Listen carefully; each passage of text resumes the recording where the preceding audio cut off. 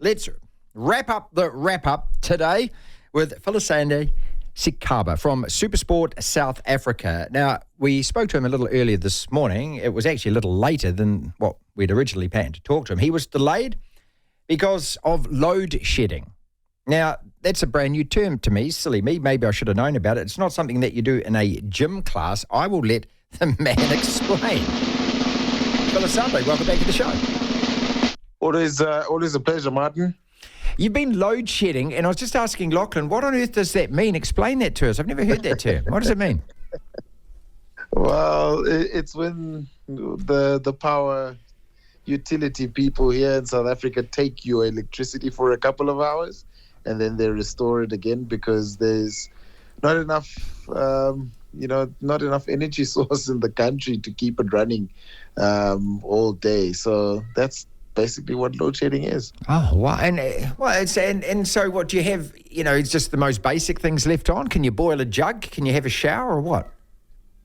Mate, it's complete darkness. You can't do anything unless you've got solar power in your house. Then you can have the essentials on. But Eskom, the power utility here in South Africa, just literally takes off your lights, everything, and you're plunged into darkness.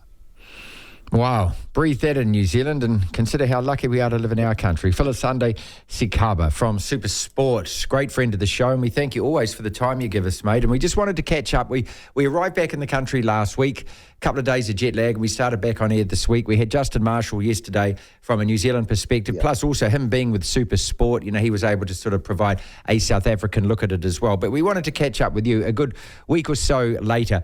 And just what does it feel like, and how has it been these last couple of weeks with your team parading that trophy?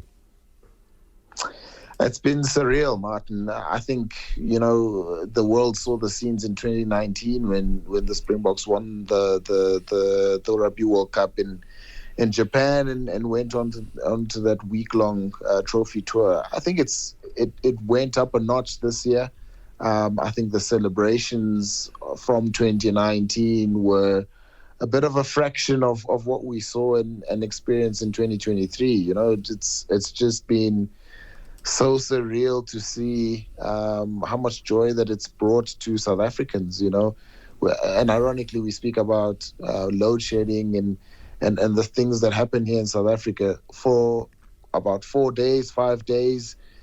A lot of that was forgotten. A lot of the problems that this country goes through were forgotten for about 4 or 5 days, and it was absolute joy. The streets were filled in Pretoria, Johannesburg, Durban, Cape Town, East London, and it was just so good to see South Africans happy by seeing the Springboks parade that trophy around the streets of this country. So it's been great. It's been surreal also in many ways that you get to see your heroes. The little children get to see their heroes with the Rugby World Cup trophy on a bus for that long and trying to get as close to them as possible, which was absolutely crazy.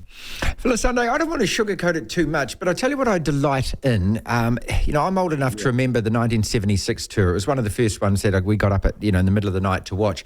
And because of apartheid, the Springboks were such a divisive team in terms of South Africa. They were very much representative of that side of political life, apartheid, and I'm not undermining it in any way. And then in 1995, when you won, just to see what that green jersey meant to, a hell of a lot more South Africans. It feels now, from what you're saying, that this is a team that really genuinely unites your country now, and that's such a force for good, isn't it? Absolutely, Martin. I think that the image of the Springboks has changed drastically over the years, and I think the one thing that Rassie Erasmus and Jacques Nienaber and this whole coaching staff spoke about a lot when they took over in 2018 was we wanted to transform the side. We wanted it to represent the demographics of South Africa, not just one particular demographic. And it's taken a lot of work. It's taken a lot of buy-in. When you speak to the players, when the players speak in media settings, they speak about them really wanting to embody and represent the demographics of the people of South Africa. And I think they've achieved that over a long period of time now. There'll obviously still be those people who view the Springbok emblem and what it was back then still for what it was back then. And it's kind of difficult to change those kind of views because they still have an outlook of what, the oppression that came with the Springboks back then. So I think it's changed a lot over the years, and a lot of credit has to go to Rassie Erasmus and a lot of the coaching staff from these two particular World Cup campaigns, having spoken about it in an open and honest way over the years about they want to transform the side. They want the side to look like the people that live in South Africa, and I think they've achieved that a hell of a lot in a space of about 7 years, and it's commendable to see. It probably still needs to continue that because South Africa is such a volatile country that we might do progress in 6 years, but we can undo it in about a day or two. So it needs constant work, and I think that the people that are in charge at South African Rugby are still very much working on that and making sure that this Springbok brand represents the people of South Africa. Did the quota system work? Because again, when you talk about that and you introduce it, everything about it just seems so contrived, manufactured. It doesn't seem fair, but it was so necessary at the same time. Is this team that we're seeing now a direct result of that, or is it just a coincidence?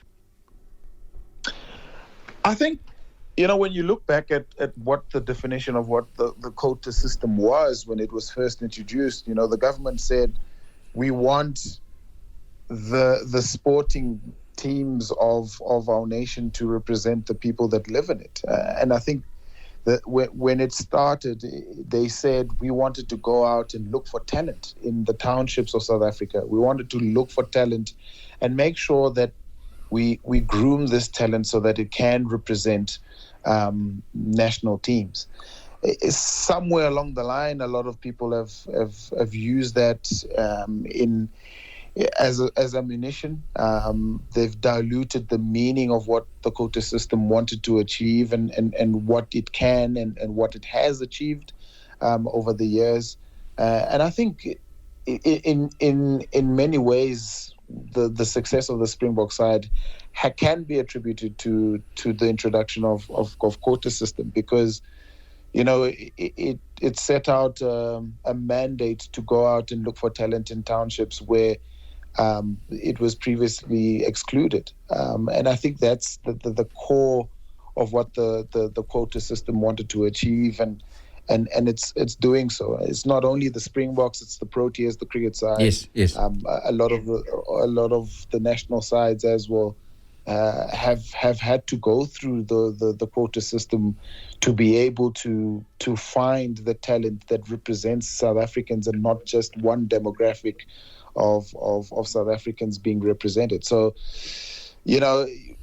people speak about the quota system now in a negative light, but initially the quota system was introduced to make sure that it represented South Africans, but also finding talent in the most underprivileged areas of South Africa. And I think it's what it's achieved over the years with the Springboks and of course every national team in this country. Well, I mean, your cricket team is poised. Can they win a semi-final in India? We're about to find that out, probably playing Australia. Rassie Erasmus taking over the reins again. My theory behind this, Philasande, is that he wants to win back-to-back titles and be the greatest rugby coach that's ever coached at the Rugby World Cup. Is he still going to be around in 4 years' time or not? That's difficult to answer, Martin. I think, he's been around now for 6-7 years, yep. and he's achieved a lot of success in the space of what is relatively a short time. So, it's going to be interesting the next 4 years, what it will bring for Rassie Erasmus and, of course, South African rugby. I think the minute that Deon Davids and Mzondile Stick signed on as assistant coaches, it sort of gave you an indication that, whoever was going to be head coach was probably going to come from within the current setup.